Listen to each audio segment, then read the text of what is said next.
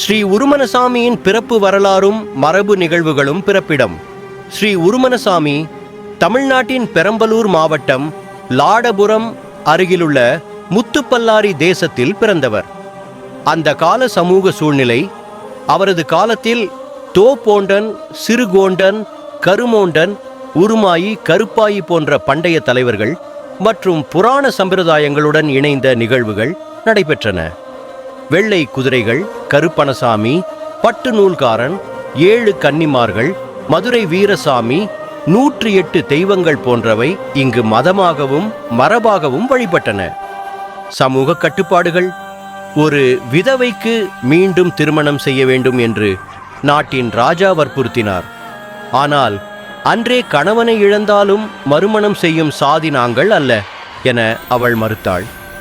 இது அந்த சமூகத்தின் உயரிய நெறி ஒழுக்கத்தையும் காட்டுகிறது.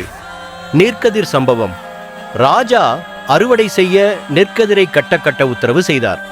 ஆனால் மக்களின் எதிர்ப்புக்கு அவர்கள் கதிர்களை தோளில் சுமந்து அடித்து குவித்து ராஜாவிடம் வழங்கினர். இதனால் ராஜா கோபத்தில் நாட்டை விட்டு வெளியேறு என்று கூறினார். புதிய குடியேற்றம். அதன்பின் தோப்போண்டன், சிறுகோண்டன், கருமோண்டன் உள்ளிட்ட மூத்தோர் ஆலோசனை செய்து தெற்கு பாண்டிய நாட்டை நோக்கி புறப்பட்டு கூம்பூர் கிராமத்தில் குடிகொண்டனர். அவர்கள் ஆற்றங்கரையில் வாழ்ந்து வருடம் தோறும் சாமிக்கு வழிபாடு நடத்தினர். மறுமதிப்பாடு மற்றும் பக்தி மரபுகள். வண்ணா மாத்து கோவில் முன்பாக ஏற்பட்ட விவாதத்துக்கு பிறகு சாமி வடக்கு நோக்கி சீலநாயக்கன்பட்டி கிராமத்திற்கு சென்றதாக நம்பிக்கை. இங்கு வயதுக்கு வராத பெண்கள் நெல் குத்தி படையல் வைக்கும் மரபு உள்ளது. 108 பல்லயம் படையல் வைக்கப்படும். வாழைக்கும் பூசாரிக்கும் காப்பு கட்டும் விழா நடைபெறும்.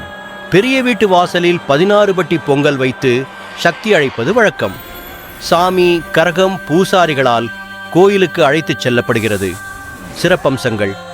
சமுதாய ஒற்றுமை, மரபு, பூசை நடைமுறை மற்றும் அத்தியாய மரியாதை பாரம்பரியம் இந்நிகழ்வின் முக்கிய அம்சங்கள். 2 பூசாரிகளும் ஏகமனதாக பூஜை செய்து சாமி கரகத்தை பிடித்து அழைத்துச் செல்லும் நிகழ்வு மிகச் சிறப்பான ஆன்மீக ஒற்றுமையை வெளிக்கொணர்கிறது.